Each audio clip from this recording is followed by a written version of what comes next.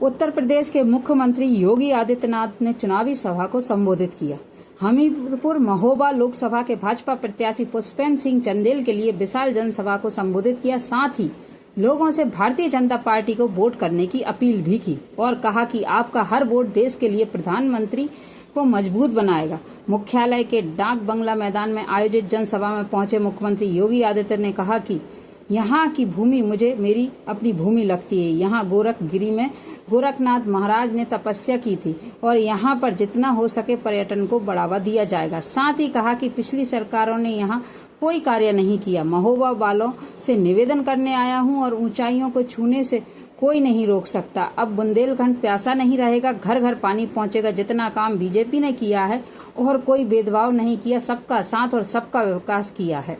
भारत माता की वंदे वंदे वंदे।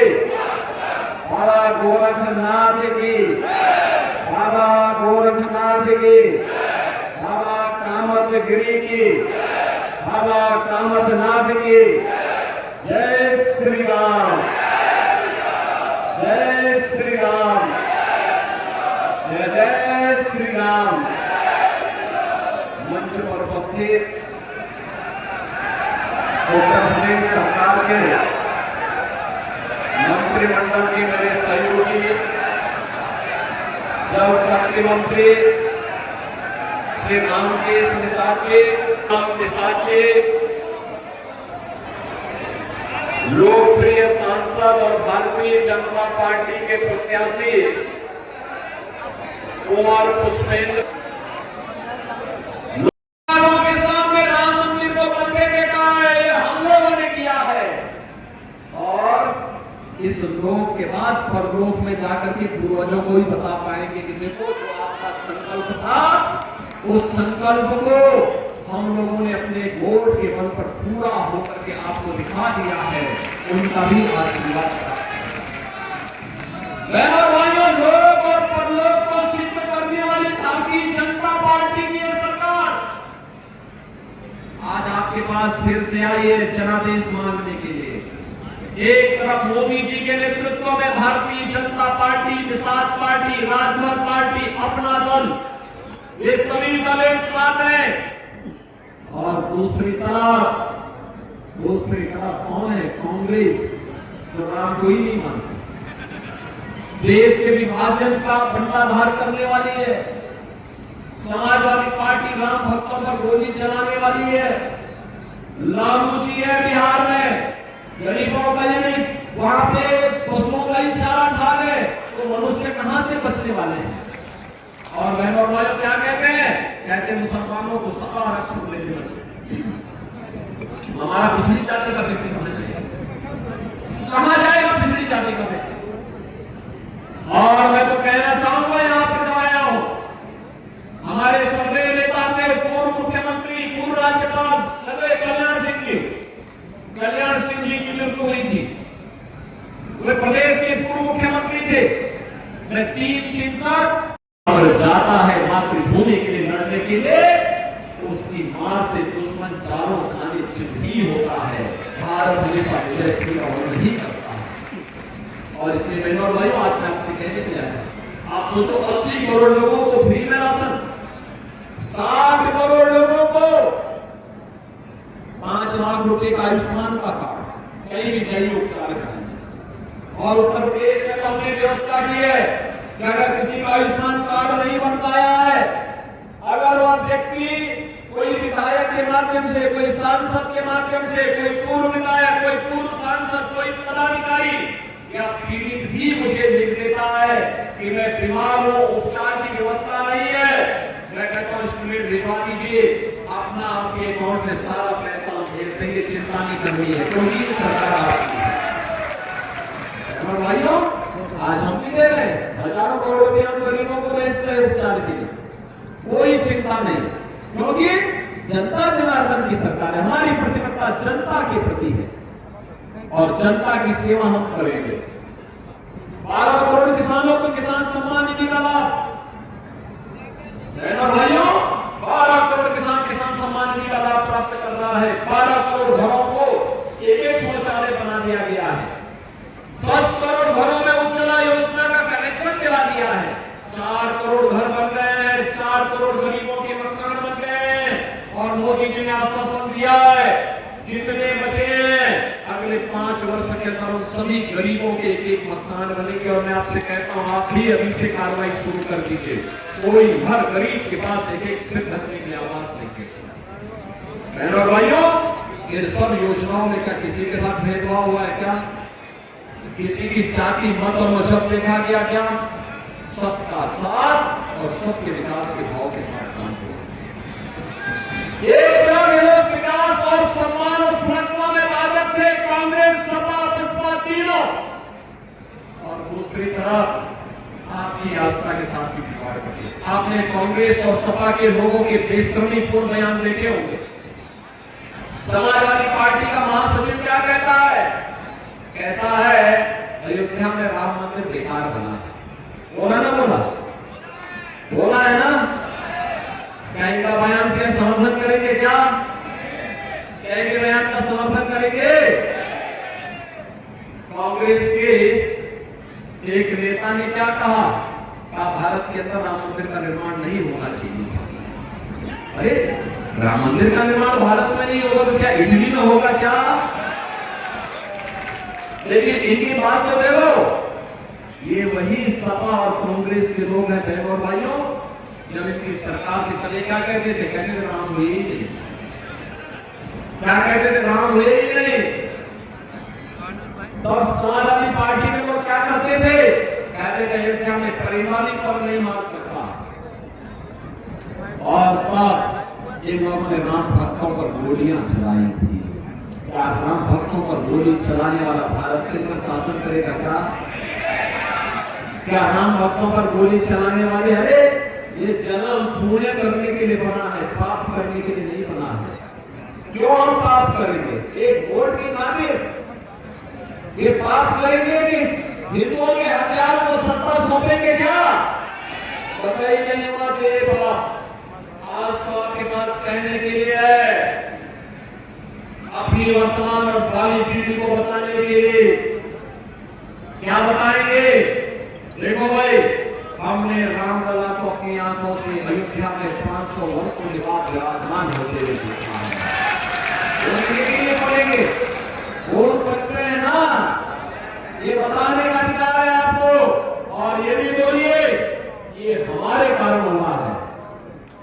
ठीक है, नेतृत्व तो मोदी जी का, यूपी में योगी जी है।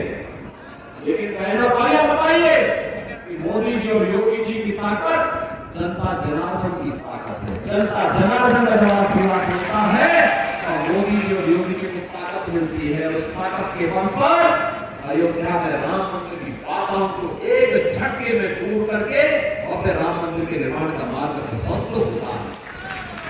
बड़ी तो गलती है ना बॉर्डर पर, तो सबसे पहले पाकिस्तान वालों की पैंट भीगती है। सबसे पहले इनकी हालत खराब होती है। और इसीलिए जब चुनाव आ गए हैं, मोदी जी का विरोध कोई लोग कर रहे हैं। कौन लोग हैं? एक जो रामद्रोही है और दूसरा जो पाकिस्तान का समर्थक है, पाकिस्तान की बोली बोल रहा है। मोदी जी के समर्थन में वह हर व्यक्ति है जो राम भक्त है, जो राष्ट्र भक्त है, जो विकास का समर्थक है, जो गरीबों के उत्थान का समर्थक है, बेटी और व्यापारी की सुरक्षा का समर्थक है, वह हर व्यक्ति मोदी जी का समर्थन कर रहा है। और इसलिए मोदी जी परसों यहाँ आ रहे हैं हमीरपुर में, राठ में आएंगे, स्वामी ब्रह्मानंद जी की समाधि पर जाकर के पुष्पांजलि करेंगे और बुंदेलखंड वासियों को अपना संदेश भी देंगे, नहीं किसी धरती से। और भैया आप मुझे बताओ 2017 के पहले क्या स्थिति थी? डकैतों का आतंक था, बड़े बड़े माफिया थे।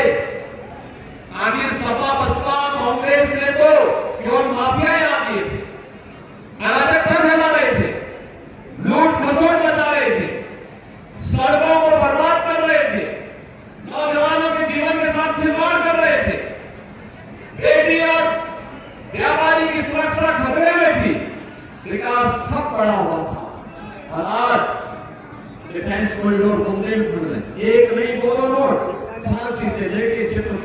पूरा डिफेंस कॉरिडोर बनाने की प्रक्रिया।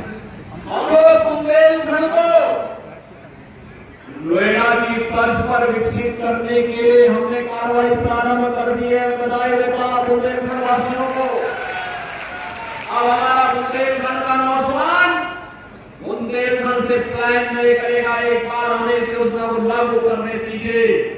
मैं आपको आश्वासन देता हूं, बुंदेलखंड का नौजवान तो यहाँ नौकरी पाएगा ही पाएगा, और नौकरी देने वाला हम उसको बना देंगे और दुनिया आपके पास नौकरी की भीख मांगने के लिए आएगी। और भाइयों, जब बुंदेलखंड के साथ हम बात करते हैं तो मैं इसीलिए आपसे कहने के लिए आया हूं, ये कांग्रेस ने, समाजवादी पार्टी ने, बहुजन समाजवादी पार्टी ने केवल लूट मचाई थी। यहाँ पर जो लूट देश के अंदर मचाई थी, जो बर्बादी ये लोग देश के अंदर लाए थे, वही लोग लेकर के आए। और इसीलिए मैं आपसे कहने के लिए, चुनाव केवल चुनाव नहीं है हमारे लिए। मोदी जी ने 10 वर्ष के अंदर देश को बदल करके रखा है। इन 10 वर्षों के अंदर आपने देखा होगा दुनिया के अंदर भारत का सम्मान बढ़ा है, सीमाएं सुरक्षित हुई है, आतंकवाद और नक्सलवाद पर नकेल कसी गई, उसकी जो जड़ थी कश्मीर की धारा 370 समाप्त हुई, और विकास के बड़े बड़े कार्य हुए, highway, railway, expressway, IIT, IIM, 1 district 1 medical college, यहां पर भी हम लोग मेडिकल कॉलेज बनाने की प्रक्रिया को तेजी के साथ आगे बढ़ा रहे हैं। बहनों और भाइयों, चाहे वह IIT का हो, NIT का हो, वर्ल्ड क्लास यूनिवर्सिटी का हो, और घर नल की योजना का हो, या गरीबों को सुविधा देने का हो। आप सोचो, मैं पूछना चाहता हूं, इस समाजवादी पार्टी की सरकार के समय गरीब भूख से मरता था, आज 80 करोड़ गरीब फ्री में राशन की सुविधा का लाभ प्राप्त कर रहे हैं कि नहीं कर रहे हैं? 80 करोड़ लोग फ्री में राशन, और पाकिस्तान की आबादी कितनी है? 23 से 24 करोड़। मोदी जी ने 25 करोड़ लोगों को गरीबी से उबार करके खुशहाल जीवन जीने के लिए आगे बढ़ाया है। पिछले 10 वर्ष के अंदर पाकिस्तान की जितनी आबादी, उससे ज्यादा लोग हमारे यहाँ गरीबी से उभरे हैं। और पाकिस्तान के अंदर आप देख रहे होंगे, रोज आंदोलन चल रहे हैं, 1 किलो आटा के लिए मारपीट हो रही है। ये छीना झपटी पाकिस्तान के अंदर हो रही है, पाकिस्तान का वार्तालाप है। जिनसे बोलो कि अगर जिनको पाकिस्तान से इतना ही प्यार है तो हिंदुस्तान में पूछा क्यों बोले हो? चाहो ना पाकिस्तान धमकी देते हैं कांग्रेस के लोग, इंडी गठबंधन के लोग देते हैं, कहते हैं पाकिस्तान के खिलाफ मत बोलो, उनके पास एटम बम है। और हमने कहा देखो, उनके पास एटम बम है तो क्या हमारा एटम बम फ्रीज में रखने के लिए बना है क्या? अरे पाकिस्तान में कितनी भी आबादी नहीं, जितनी आबादी यूपी की है। हमारा देश बहुत बड़ा है, पाकिस्तान का निपट पाएगा। और उसने जब भी दुस्साहस किया है, भारत के बहादुर जवानों ने उसको नेस्तनाबूद ही किया।